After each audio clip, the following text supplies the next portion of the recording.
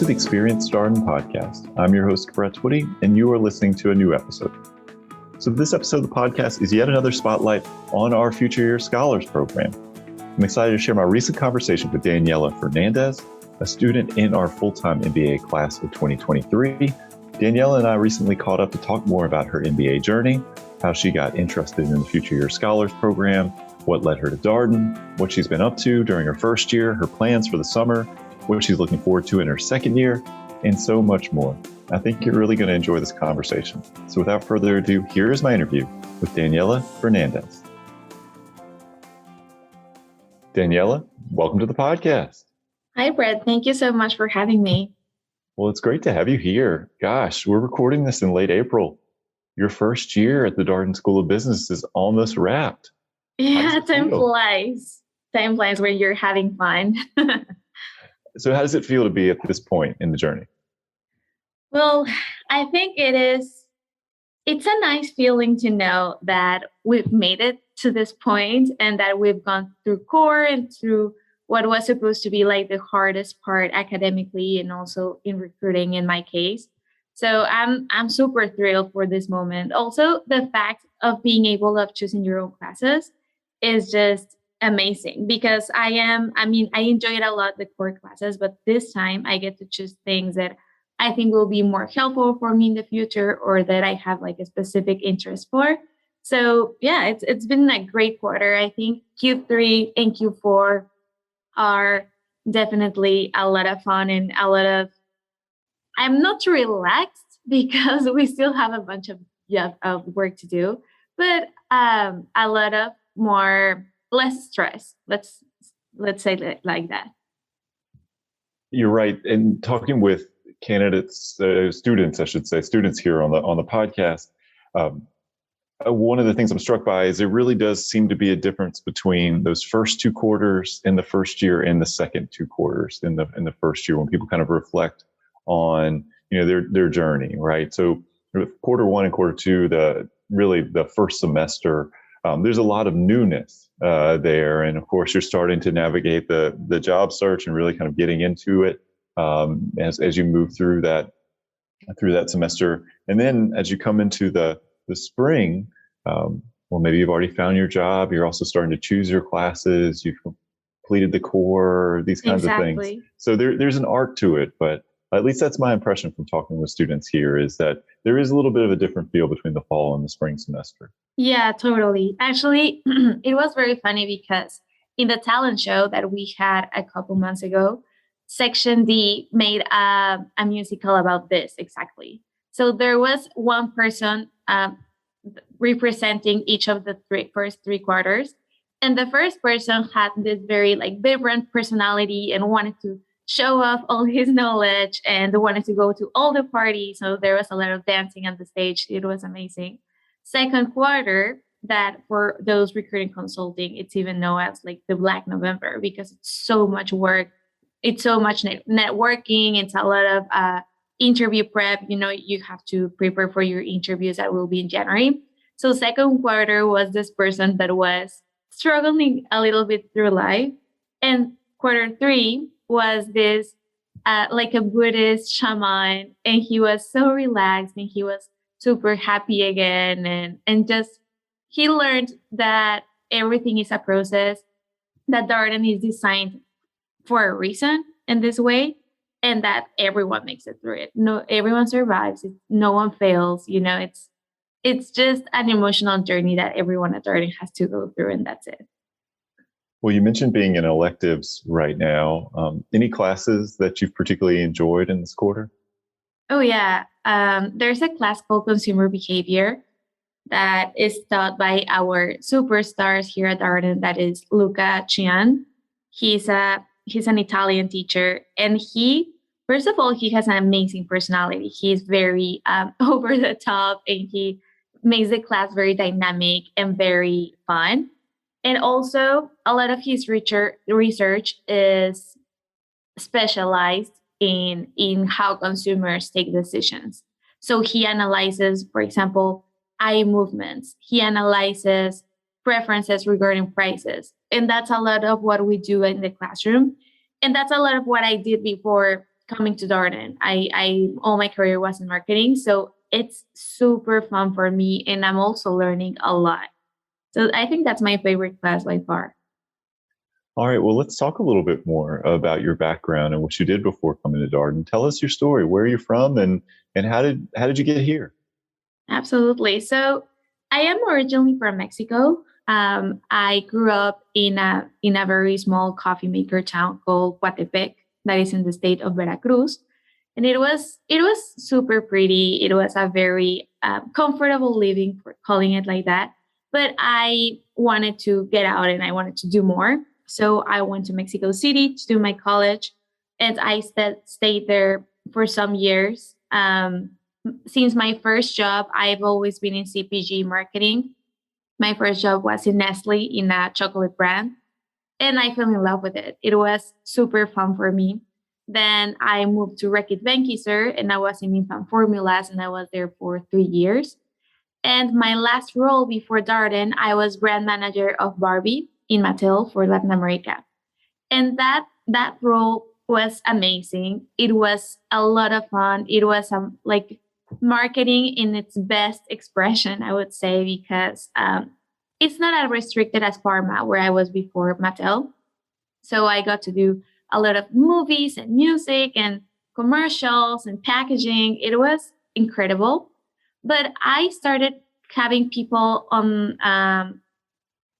I was their manager, and I started realizing that I was missing some leadership skills. Not that I was back to them, but I wanted to be a better mentor and a better guide. And also, I started realizing that my career was getting too narrowed into CPG marketing, which is very specific. And I love it. I could do it forever, but I did also wanted to explore marketing from other industries. So I decided that it was the time for me to come to Darden. I already had the admissions because I was a future year scholar. So I had that box checked since I was back in college. So I decided that it was a moment for me to take this. Also, the pandemic, I think, was a big thing for my decision because I was working for home for more than a year and I wanted to see something different. And I knew that Charlottesville was being very good about the pandemic management. So I thought it was a great moment for me to come here. And to explore this marketing from different industries, I was struggling a little bit thinking of what industry would I like to explore first because there's so many. And because also at this point of our careers, if you choose an industry, it's very likely that you will start building a career path there. And I was not certain if I joined, I don't know, pharma or oil and gas or any other, I would love it. So I found out about these consulting firms pre-MBA programs, and I decided to join them just to know what was consulting. I had never heard of it before. I in the CPG world, at least in Mexico, consulting is not something that people do before. So I had no point of reference. And even MBAs are not something very common. So I just joined the programs to learn. And I found out that there was a big chance of me specializing in marketing, but exploring different industries. And I realized that that's exactly what I wanted.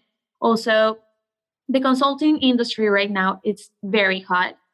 There's a lot of demand, so they want right now more people with specialized profiles because I don't know 5 years ago it was more for generalists.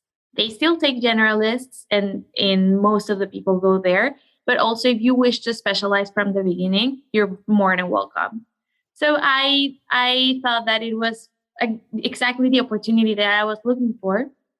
I decided to start looking at that. I didn't want to do early recruiting because I was not feeling ready. And I also wanted to take advantage of the career center and other resources. Some of my friends did, and it was a great experience for them, but I decided to wait. So I joined Darden, and during the traditional recruiting period that goes through September, October until January. I did like all the consulting recruiting, and it turned out well. I am going to visit Chicago this summer, and hopefully I'm getting a marketing project that I think it's very likely because Chicago is one of the cities with the most CPG industries. So that's what I'm doing, and I can't wait. I'm really, really excited. That's 1 month from now. Well, I want to go back in your story a little bit, Sure. Daniela, to kind of understand a little bit more about what you love about marketing. You mentioned having roles at Nestle and Mattel, and really kind of connecting with this particular kind of work. And I'm curious what you enjoy about it. Okay, so that the reply to that goes back in my life because since I was a very little girl, I went to the music conservatory. So music has always been a huge part of my life, and having like this creative muscle was is part of my identity and is something that I never wanted to quit. Actually, music was one of the main motivators that made me go from my hometown, Coatepe, to Mexico City. And it was that in my hometown, there was this jazz school. And I have never seen someone that was not Mexican before that because it's such a small town. And there in that jazz school, we started receiving musicians from very different countries and from all over the world. And I realized there was more out there, you know? So I am forever, forever grateful to music for that. And I've always looked in my career to have this creative element alive because that's part of who I am. So I think music is all about communication, right? It's communicating in different ways other than maybe written or maybe words. It's all through sounds, and you can communicate with someone that you have no languages in common just through the sounds and the numerical part of the music. So I wanted to do something that was close to that, but I was in business school. I was in business college. So I wanted to put that together. And there was this opportunity of Nestle that it was just next to my house in Mexico City. And I didn't even know what the role was for. And I found out that it was for marketing.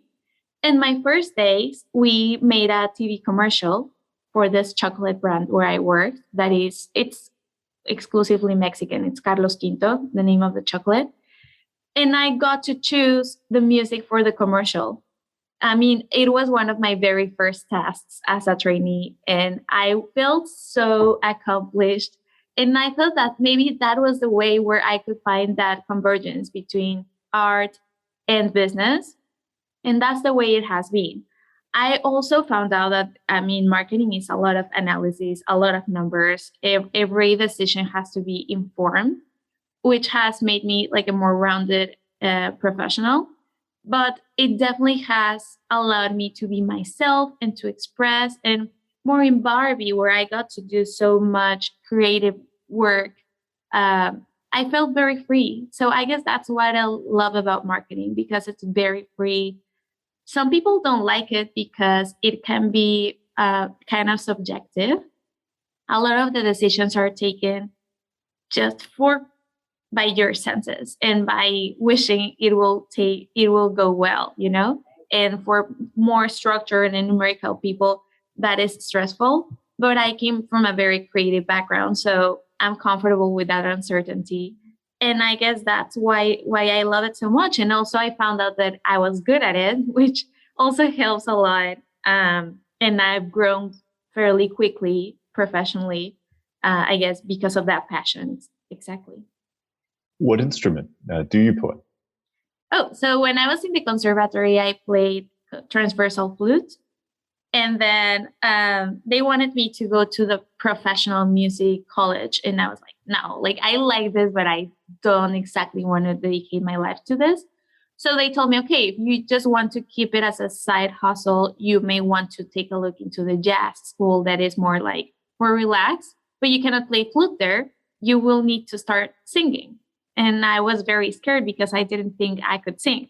But I learned to, and singing is my favorite instrument, calling it like that, ever since. All the time, all these years since I got out of Coatepec, I've been in different bands, and even now in Darden, that's very funny. I joined the faculty band with ethics professor Ed Freeman, with Jacob, with a lot of professors, and also with a lot of second years. We actually performed for the first time last weekend, and it's a blues band, and it's so much fun. And there, I get to play the flute and sing. I Before coming to Darden, I did some records. I wrote my own songs and uploaded them to Spotify, but I haven't been able to do more of that because since the pandemic. But I mean, it's just like it's part of who I am. I will never quit it. And I love that it's so portable that wherever I go, I can always bring it with me. Do you have any favorite singers? Yes, my favorite singer from all time is Ella Fitzgerald. She's a jazz singer from the 50s, I think. And current singers, I think Ariana Grande is an amazing singer. She has like very good technique and all. She's a very well educated, and also her music is very catchy. I like her. So they are my favorite right now.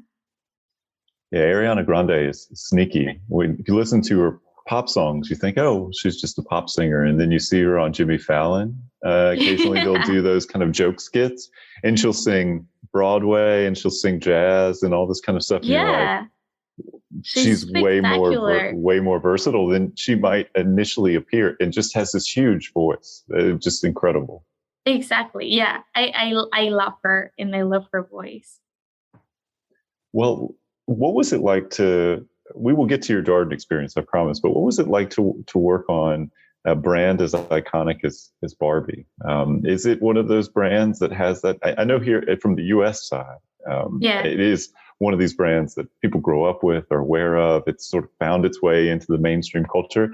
Is it the same when you work and focus on Latin America and in those countries? Yeah, totally. It's a brand that arrived to the Mexican market like 5 years later, 5 years after the launch here in the US. So it has been with us for generations. People love it or hate it, which is part of the interesting portion of the community in the communications management. And I think that the most challenging part for me to manage a brand that is so Americana, because that's how Barbie is, and all designed for the American kids because this is obviously the biggest market, is trying to adapt it to a culture where it may not resonate somehow. And I am talking in every perspective. For example, right now Barbie is obviously very much into diversity. And Barbie US is supporting all different ethnicities and all different kinds of bodies. And I think that's amazing because it's so important that girls see all these different kinds of humans represented, and that they know that if you're not absolutely skinny and blonde and tall, you're not perfect, you know? And that I love that. And we were trying to push that a lot in Latin America. But there's certain ethnicities that are not as represented there as they are here.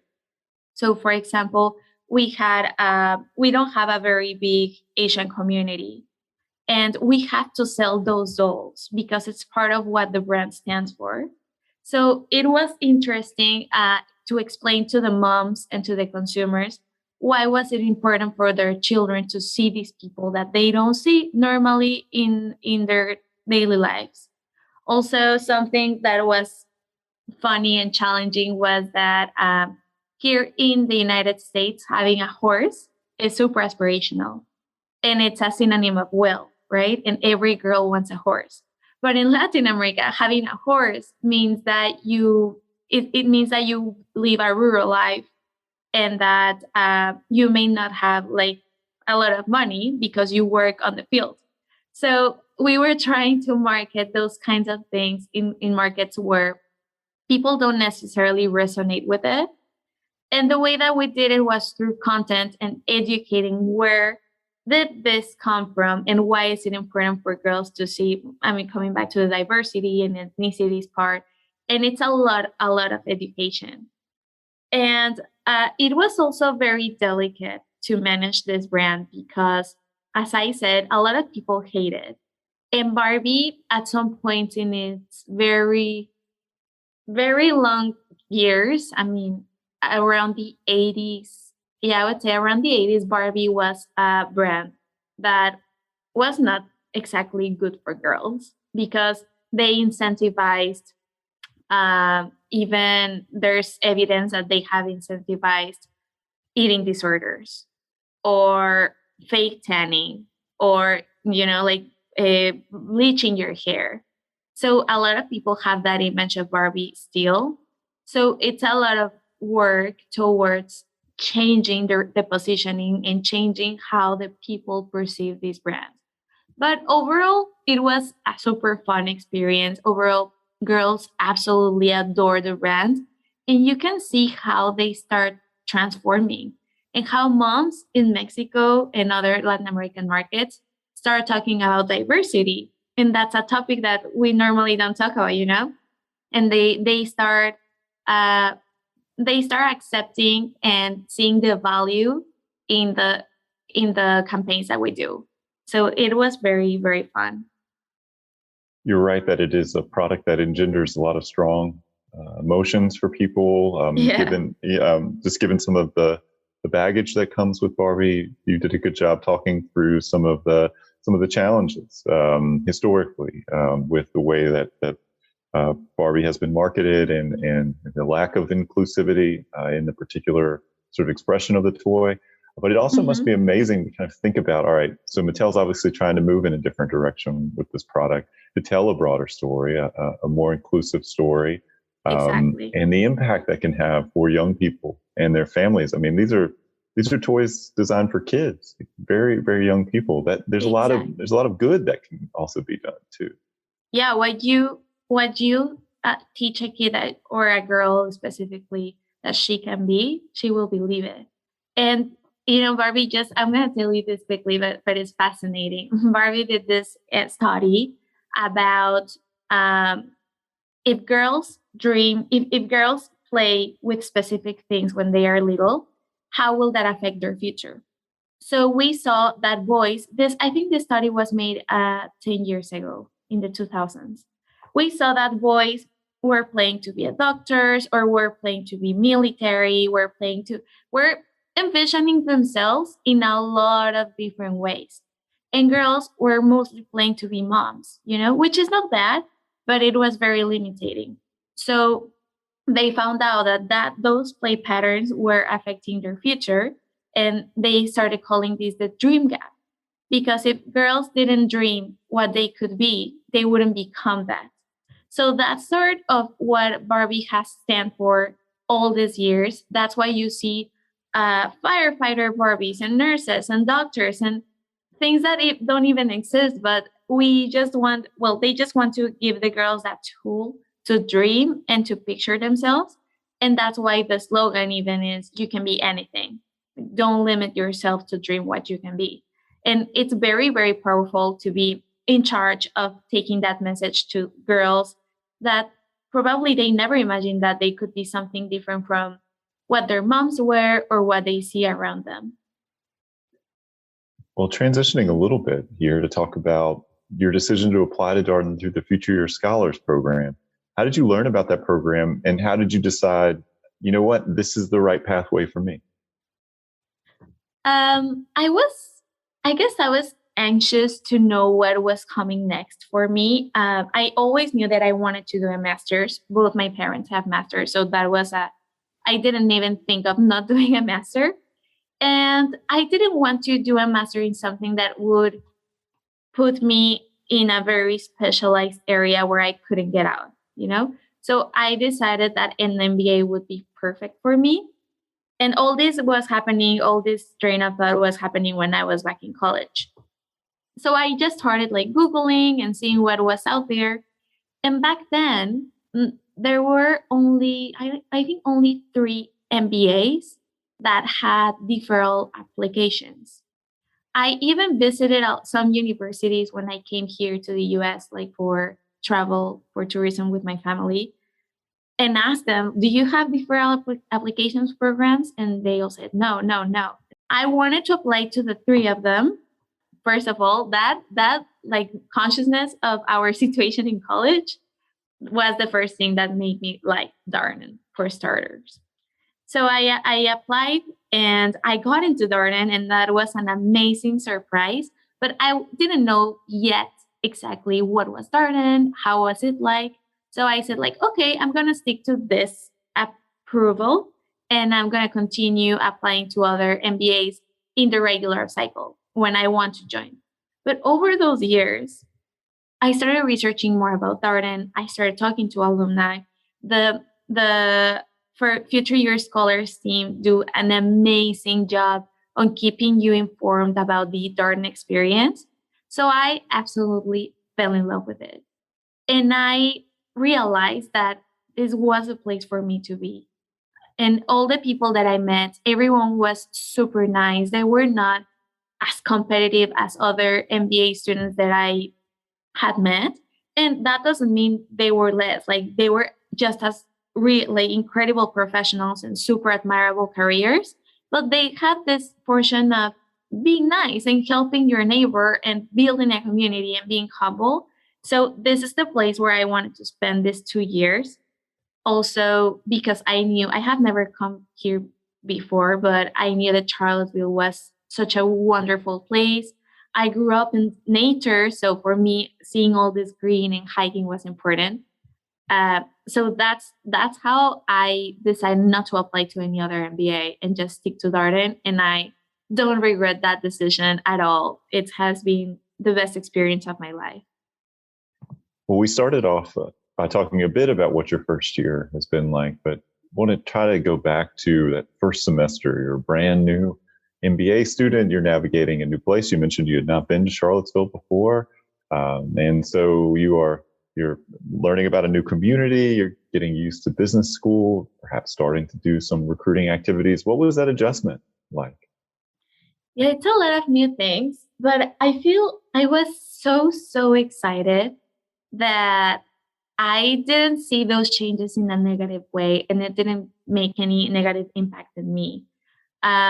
Also, I think my generation, the class of 2023, had a very special situation in which we had been in our houses for 2 years without meeting anyone, without seeing anyone.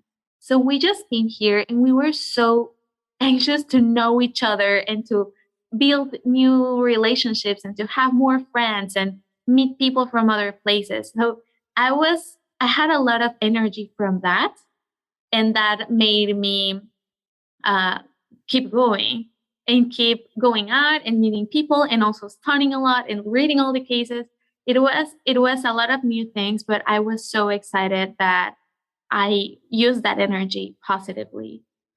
I also think that academically it was a little bit of a shock because I mean, and I've talked to friends here, and a lot of us have experienced this because I always was the best student, in my classroom. I always was like the the best student and the best grades all the teachers loved me and everyone else was far behind me. And I come here and I am just one more. And I am average because everyone is incredibly smart. And even the grading system puts you in like the top 25, the average, or the lowest 25. And I was average. And I think that was very shocking for me. But I knew why, because I knew the other people, and I realized that they were better in some classes than me, and I was better also in some classes than them. So I think it was a very humbling experience. And the same thing happened in my learning team, where there were especially two guys that had very, very strong finance background, and they made us survive for because they taught us all they knew, and they were super supportive in that sense. So what I mean is there's the resources for you to thrive. Just don't expect it to be as easy as it has been in your prior life, because like the best minds of the world are here. That's a great point. That everybody in your classroom was a very smart person in their prior educational. They're still a very smart person, but maybe one of the smartest, brightest students. They really were incredibly accomplished professionally. They were on very strong trajectories work-wise, and now you've all come together. It's 335 people in a full-time MBA class, and well, that's a lot of talented people in one place. That it maybe a bit Yes. different than other experiences that people have had in terms of just the sheer concentration of bright, smart, talented, motivated people. That is always an adjustment. Absolutely. But it's also amazing. I wouldn't like to be with anyone else, because the Darden people are incredible humans. They have a very good human quality, and also they're incredible professionals. So there is always stuff to learn from everyone, which is amazing. So you had this background in marketing. What was it like for you to take marketing classes? It was interesting, because in core, the marketing class that we have in core is touches a little bit on what I used to do, but doesn't go as thorough. Obviously, we cannot go like just the specialization of the specialization here in the classes. So I learned a lot, because I learned how things should actually be done. Because when you are in the day to day work, you learn to do things the way you are taught and the way they have always been done. And here is no, like the customer lifetime value is calculated with this formula. I didn't even knew that there was a formula for that, because I just did it with Excel. So I think it made me a more refined professional. But the class that I think I will apply more is consumer behavior. That is my elective marketing class. So I think it's a good balance. And I guess this happened also people who were accountants. When we came to the accounting class, it was like it was sort of similar to what I did, but I did it more thoroughly, and that makes sense. Yeah, I appreciate you're speaking to that because, of course, no one places out of classes here in the core curriculum at Darden, and so the finance folks take the finance classes, the accounting Yeah, folks take the accounting class. It's just the nature of the experience, and it's interesting to hear about your learning team with those couple folks who had deeper backgrounds in finance, really helping people through that curriculum. That is the design, that is the intention. exactly. Yeah, the learning team has ideally one person with from every background, or as much diversity as you can, with different international students, different ethnicities, and also backgrounds. So the learning team is very well designed, and I think it's one of the most helpful resources and tools that we have here at Darden for core specifically. Will you say a little bit more about how your team worked together? I think it's always interesting to hear about that learning team dynamic. Sure. I think our learning team was the best. We were very functional, and we were very to the point. Big part of that is because three of us were recruiting consulting. No, four of us were recruiting consulting out of the six. So we had a lot of work to do, and we couldn't like lose time. So we designed working schedules that were perfect for everyone to get the cases, because I know that some learning teams, some people didn't even read the case because someone else was doing it. But in our learning team, everyone read every case, but it was only solved by two people every day. So we got to do a lot of cases, obviously, 4 cases a week. That is a lot. But still, we had extra time to work in our recruiting stuff. And it was interesting because in my learning team, it was one person from non-traditional background. She was an art valuator. We were two marketers, one person from the military, one from supply chain, and one from finance. So it was perfect, because we got to cover all the courses and all the classes that we had to do. We never had a case where we had no idea, or at least someone in the in the learning team had no idea. So we got to do it very well. And now that we are not working together anymore, we still see each other, we hang out, we have dinners. So I really think the learning team is crucial in the Darden experience. And it's okay. I mean, a lot of people don't work well with their learning teams and end up changing teams, and that's also okay. I mean, you're not forced to stick to them the whole quarter if you don't work well. So in our case, we were very lucky, but everyone has their own experiences for sure. So you mentioned this summer you're going to be in Chicago working for BCG. Are you actually going to be living out there? I know the past couple summers, as I've talked to folks, they might have been working a bit more remotely, occasionally spending maybe a few weeks on location. What are you looking forward to this summer?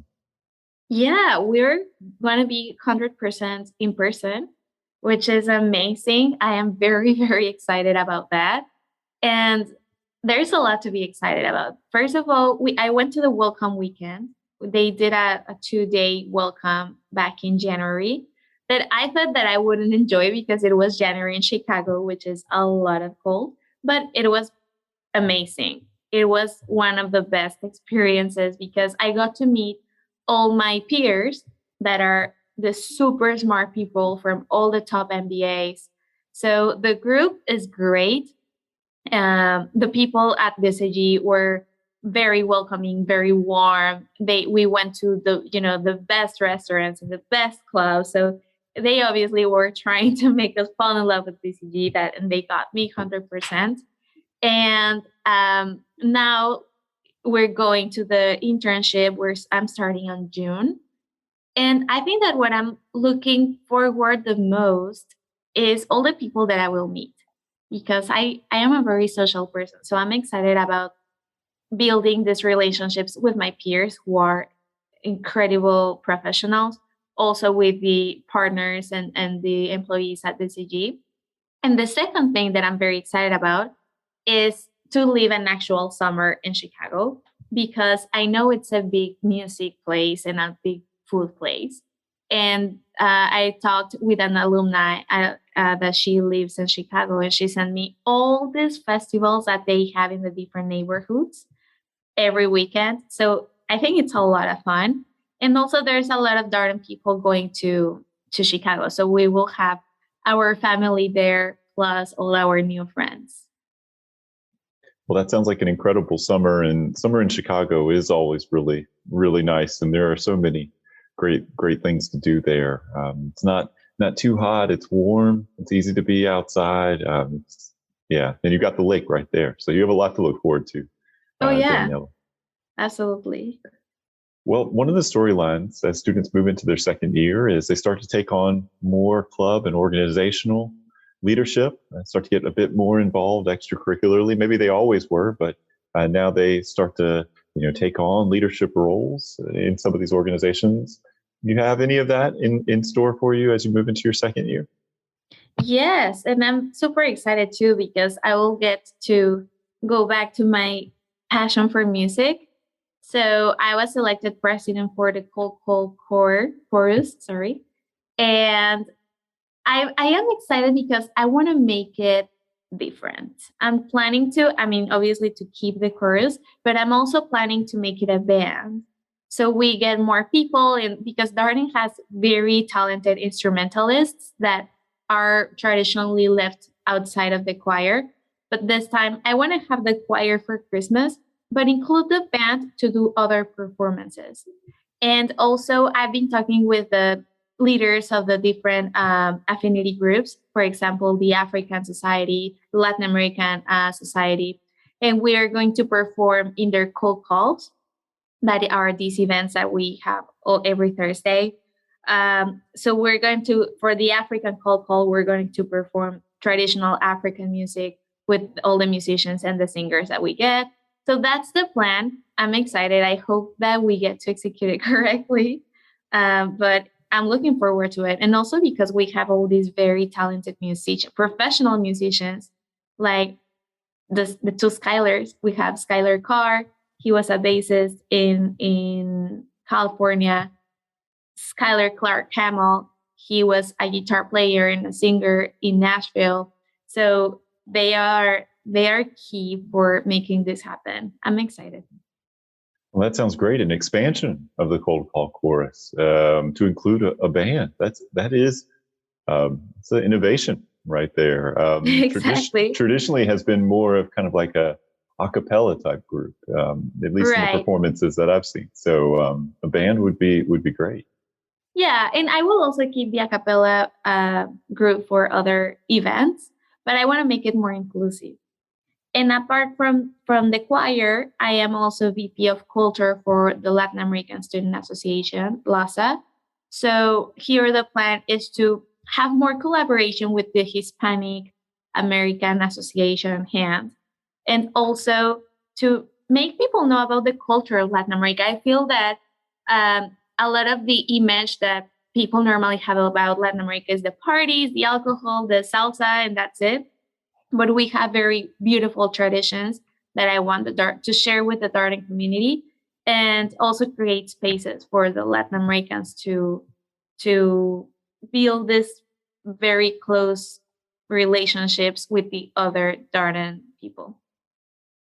That is one of the things that really impressed me when I came to Darden. I've been at Darden for about 7 years at this point, and I just couldn't get over how many students there were from all over the world, Yes. and so many different countries, so many different backgrounds, and just how that filters into community life and all the different celebrations and programming and activities that take place over the year. What an incredible opportunity to just learn.